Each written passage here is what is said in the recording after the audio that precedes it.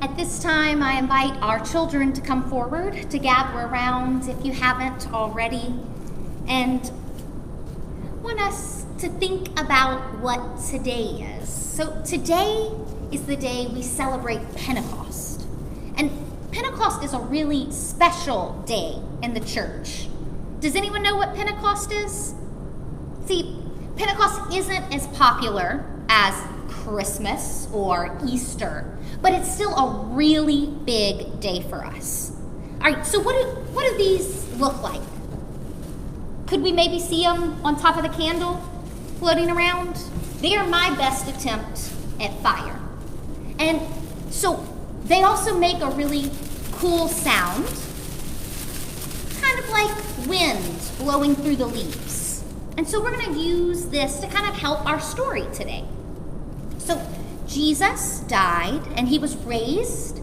That's why we celebrate Easter. And then he spent about 40 days with the disciples afterwards. And during that time, he told them that he was going to go up to heaven to be with God the Father. And he said, don't worry, when I'm gone, God is going to send something. God's going to send a helper to be with you. And the disciples didn't quite know what that meant, which is kind of understandable. And so after Jesus ascended to heaven, all of his followers are gathered together and they start to hear something. And it sounds like wind is coming into their house all around them. And then they say that flames of fire came down and rested on everyone's heads. It was crazy. I mean, really, really different. Something you would certainly remember.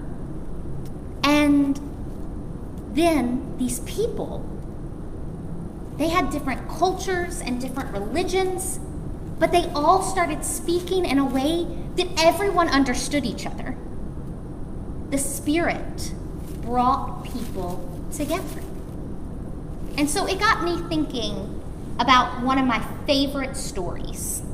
And I thought we might read that today to talk about the Spirit, about God bringing different people together. So this book is called God's Dreams. And God's Dreams is written by Archbishop Desmond Tutu. He was the Archbishop in South Africa during apartheid. God's Dreams.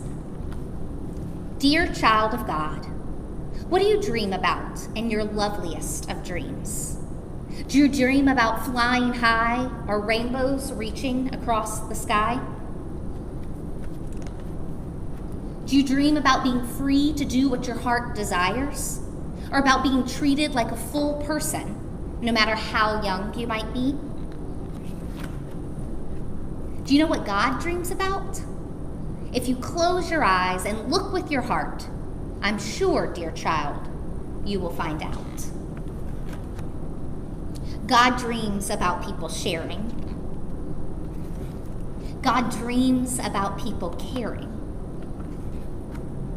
God dreams that we reach out and hold one another's hands and play one another's games and laugh with one another's hearts.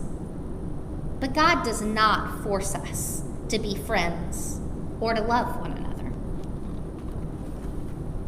Dear child of God, it does happen that we get angry and hurt one another. Soon we start to feel sad and so very alone. Sometimes we cry, and God cries with us. But when we say we're sorry and forgive one another, we wipe away our tears and God's tears too.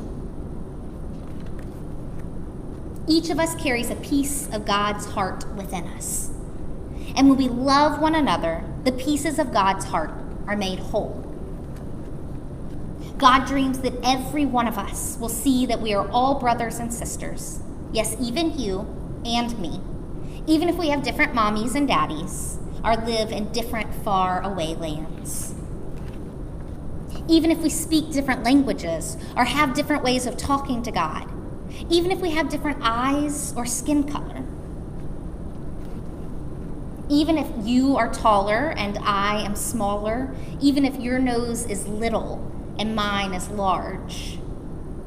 Dear child of God, do you know how to make God's dreams come true? It's really quite easy. As easy as sharing, loving, and caring.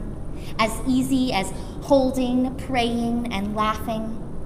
As easy as knowing we are family, because we're all God's children. Will you help God's dream come true?